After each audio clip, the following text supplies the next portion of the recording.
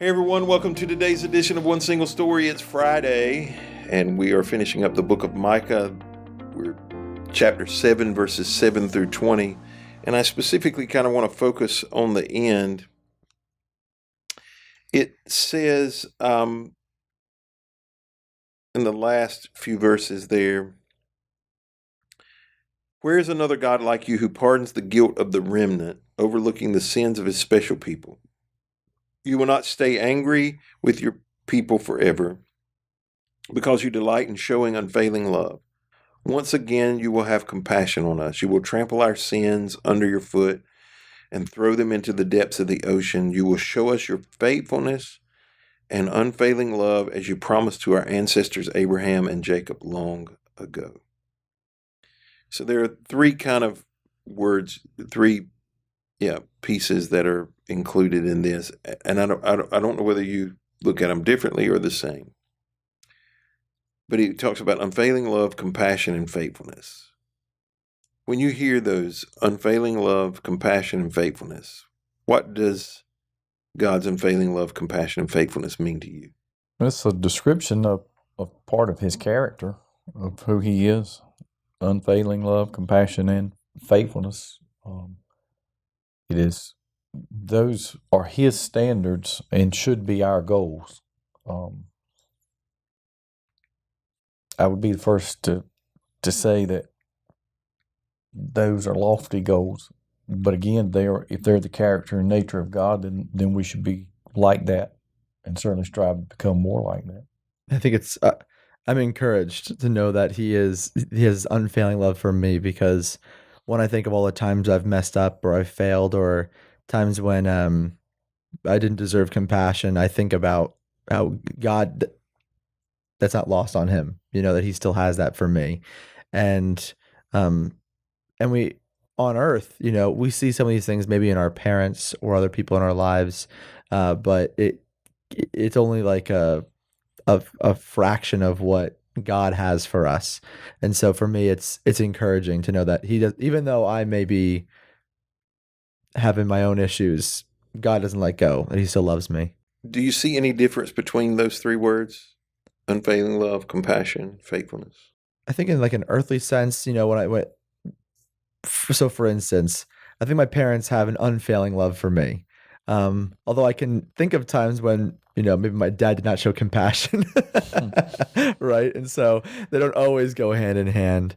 But, and I think that, but with God, those things are all perfect, and they are, and and yes, sometimes there's discipline. Yes, sometimes we will have difficulties in this life, but he is still faithful to us. He still loves us, and he has this unfailing love for us. And so in him, it's perfect.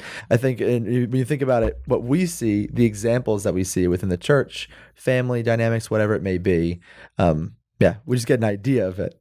But with God, it's perfect.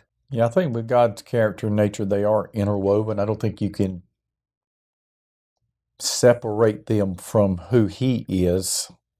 But as it relates to who we are, I think they can be divided. For instance, I think you can be faithful to a cause, to a church, in a relationship even, and not necessarily be compassionate toward an individual or individuals or groups. As a matter of fact, I can think sometimes compassion would mean you would leave. Yeah, perhaps so. Obviously, we scratched the unfailing love there in that part if you're going to. So I think from a human perspective, we can separate them out, define them to the point where we realize they don't always go together, even though ideally they would or should. Yeah, and they don't always look. I said that in a particular instance came to mind, and I hold to this. Like I believe this.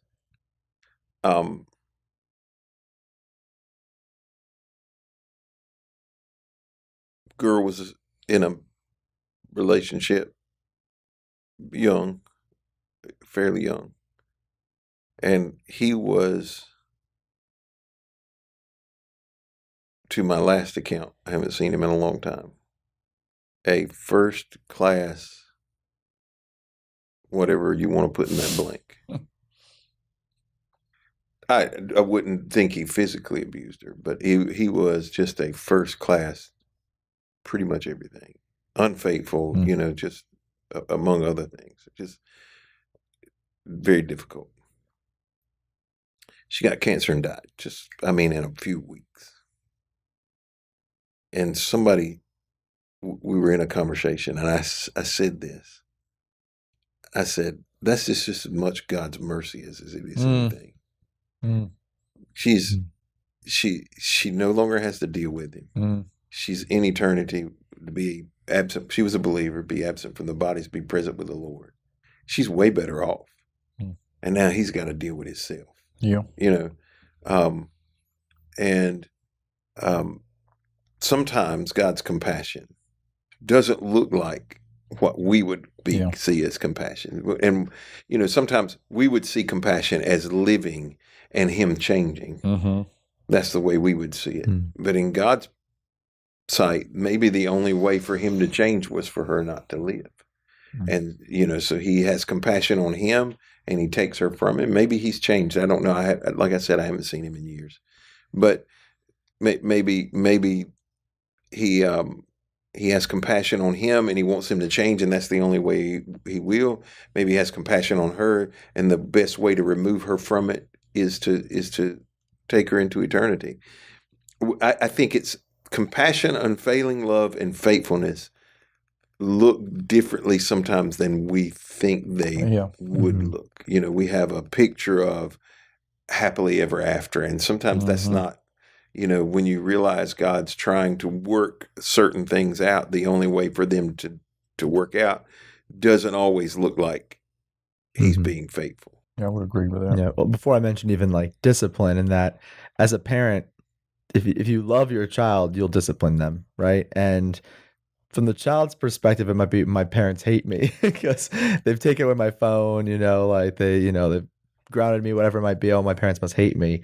But I think that, that is a sign that they do care about you. They want what's best for you, and that there's an importance to that. And I think that we see that from God as well. It doesn't have to look.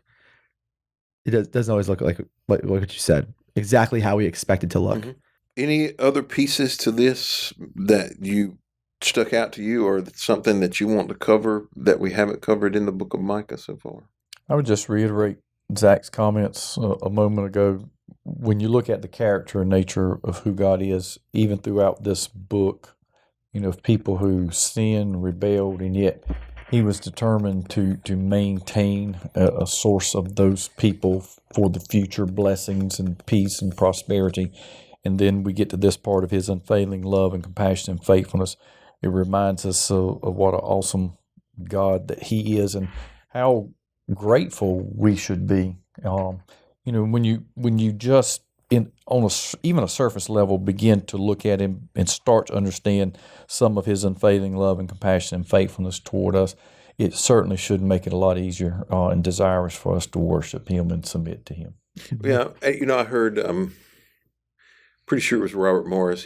He was preaching a series on the character of God, and he was talking about the one I specifically remember was grace and truth. And he said God's 100% full of grace, but he's 100% full of truth, and he's 100% faithful, and he's 100% unfailing love, and he's 100% compassion. And none of us are 100% at any of it. That's the first thing.